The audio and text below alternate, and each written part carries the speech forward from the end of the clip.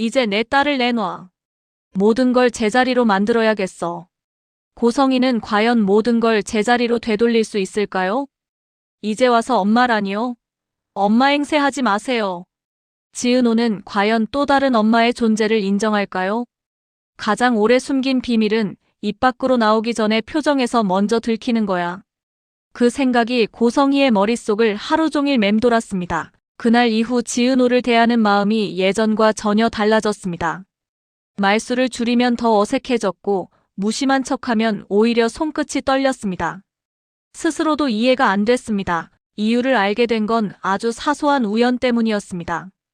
전시 준비 중에 선반을 옮기다 지은호의 옷깃이 흘러내렸고 그때 오래된 흉터 하나가 눈에 들어왔습니다. 그 흉터가 30여 년 전 기억을 통째로 끌어올렸습니다.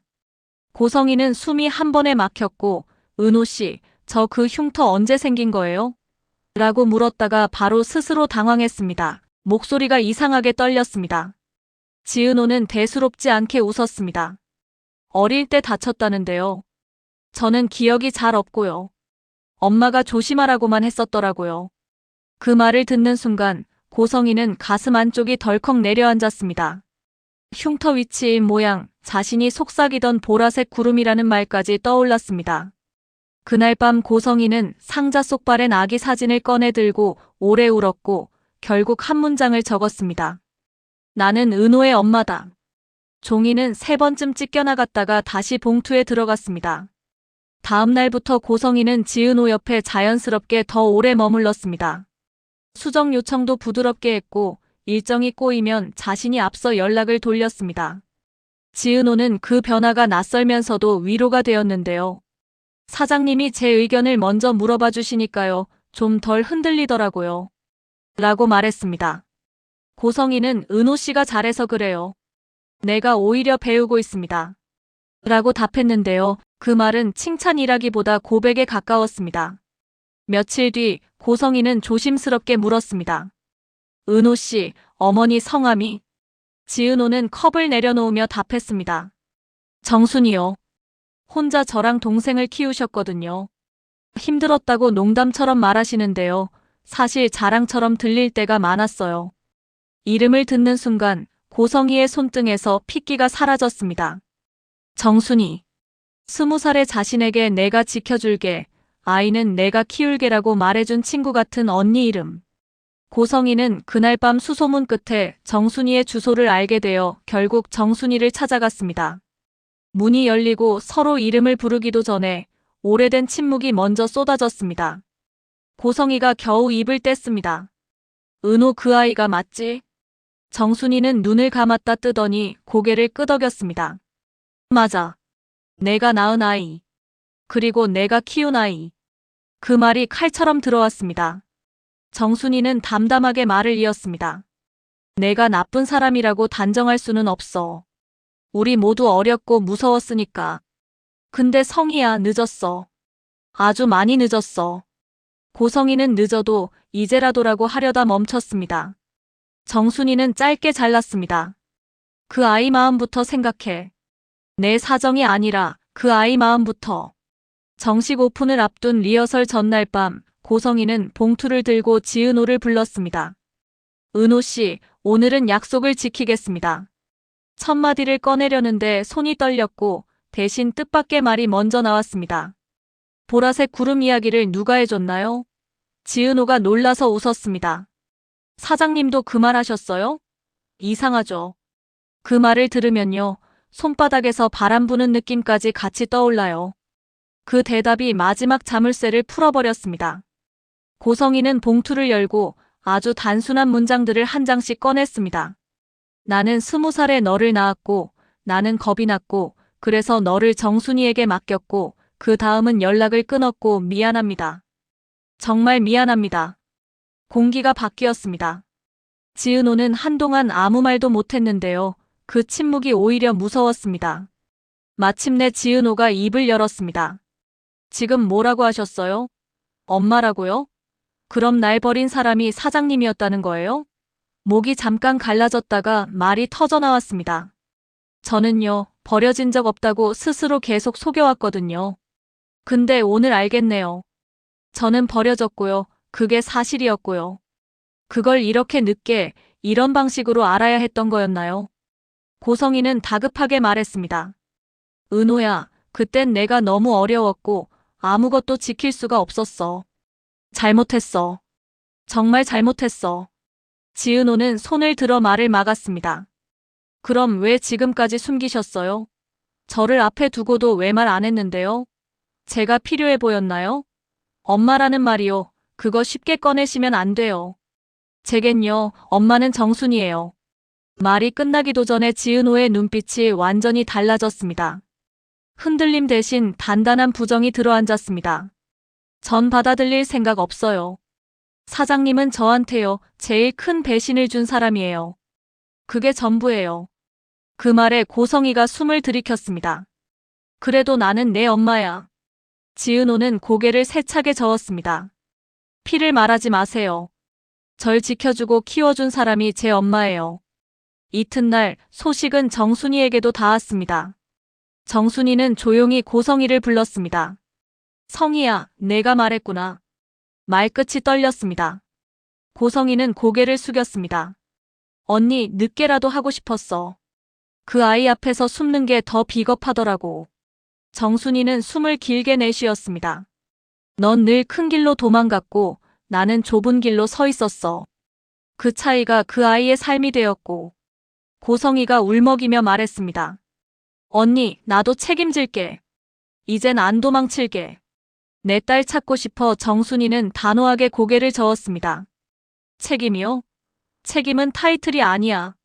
그 아이가 원하지 않으면 내 책임은 방해야. 두 사람의 말은 금세 벼락처럼 부딪혔습니다. 고성이는 그래도 내 딸이야를 반복했고 정순이는 내 딸이자 내 딸이야. 근데 지금은 내가 아니라 내가 그 아이의 안전이야라고 밀었습니다. 말다툼이 길어질수록 두 사람의 얼굴엔 상처가 깊어졌습니다. 한편 이지혁은 모든 변화를 눈치챘습니다. 이지혁은 지은호를 조심스럽게 불렀습니다. 오늘은 내 얘기만 들을게. 내가 화내고 부정해도 좋아. 그냥 혼자 두지 않겠다는 말만 할게. 지은호는 짧게 웃었습니다. 선배, 저는요, 오늘은 누구 말도 듣기 싫어요. 심지어 제 숨소리도 싫어요. 제가 누군지도 모르겠거든요. 이지혁은 억지로 위로하지 않았습니다. 그럼 옆에서 조용히 앉아 있을게. 내가 말할 때까지. 그 단순한 문장이 지은호의 귓속에 오래 남았습니다. 박성재도 흔들렸습니다. 박성재는 고성이 앞에서 말을 고르다가 겨우 꺼냈습니다. 어머니, 저는요, 어머니 편이긴 한데요. 이번만은 은호 후배 마음이 먼저여야 할 것 같아요. 고성이는 고개를 끄덕이면서도 눈을 감았습니다. 맞아. 나도 알아. 근데 성재야, 난 이번엔 도망치지 않을 거야. 박성재는 씁쓸하게 웃었습니다. 도망치지 않는 게요, 때로는 멈춰서는 거일 수도 있어요. 한 발 물러서서 기다리는 거. 전시 오픈 하루 전, 지은호는 혼자 정순이 집을 찾았습니다. 현관 앞에서 발이 떨어지지 않았습니다. 배를 누르려다 주먹을 쥐었고 주먹을 폈다가 다시 쥐었습니다. 결국 문이 열렸고 정순이가 고개를 내밀었습니다. 왔니? 그 한마디에 지은호는 겨우 숨을 쉬었습니다. 엄마, 저 이제 어떻게 해야 해요? 정순이는 서둘러 답하지 않았습니다. 내가 느끼는 대로. 화내고 미워하고 부정해도 돼. 그게 너야. 단지 하나만 기억해. 내가 버려졌다는 생각은 내 상처가 만든 말일 뿐이야. 넌 내게서 한 번도 버려지지 않았어. 지은호는 그 말을 들으면서도 속으로 중얼거렸습니다. 하지만 어떤 사실은 사실이잖아요. 나를 낳은 사람은 도망쳤고 나는 남겨졌고. 그 두 문장이 서로 부딪혀 머릿속에서 금이 갔습니다. 리허설 당일 고성이는 마지막으로 지은호에게 문자를 보냈습니다. 오늘은 내가 뒤에서만 있을게. 내가 불러주면 그때 앞으로 갈게. 답장은 오지 않았습니다. 대신 오수정이 지은호를 붙잡았습니다. 너 오늘 표정이 너무 단단해. 단단한 표정은 오래 못 가더라.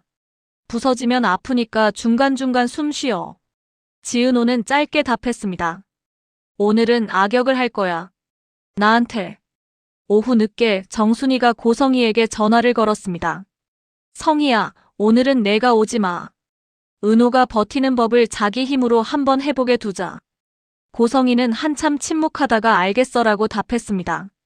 전화를 끊고 나서 한 문장을 스스로에게 말했습니다. 기다림도 사랑이다. 말은 간단했는데요. 가슴은 복잡하게 시렸다. 정식 오픈 직전 지은호는 고성이에게 딱 한 줄을 보냈습니다. 사장님, 오늘은 그냥 사장님으로만 계세요. 존칭이 다시 세워지는 순간 거리도 같이 세워졌습니다.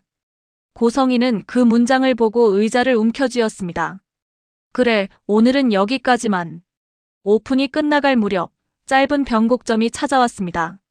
작품 설명 카드 한 귀퉁이에 지은호가 적어둔 문장 하나가 사람들 눈에 들어왔거든요. 사람을 먼저 고려합니다. 계약도 감정도. 그 문장을 고성이가 멀리서 읽었습니다. 입술이 떨렸습니다. 감정도라는 두 글자가 자신에게 남은 숙제처럼 느껴졌습니다. 밤이 깊어가자 세 사람은 각자의 자리에서 서로 다른 결심을 했습니다. 지은호는 당분간 고성이를 엄마라고 부르지 않겠다로 마음을 고정했습니다. 부정과 증오가 스스로를 보호하는 껍질 같았거든요. 저는 지금은 그 말 못하겠습니다. 고성이는 말을 덜하고 시간을 더 쓰겠다로 정리했습니다. 나는 지금 기다려야 하는 사람이다. 정순이는 둘 사이에 서 있되 어느 쪽에도 휘둘리지 않겠다고 다짐했습니다. 그 아이의 중심을 흔들지 않는 편이 되자. 그리고 다음 날 이지혁과 박성재가 나란히 말했습니다. 우린 오늘도 지은호 편이야. 다른 건 나중에. 그 짧은 합의가 지은호에게 보이지 않는 방패가 되어줬습니다.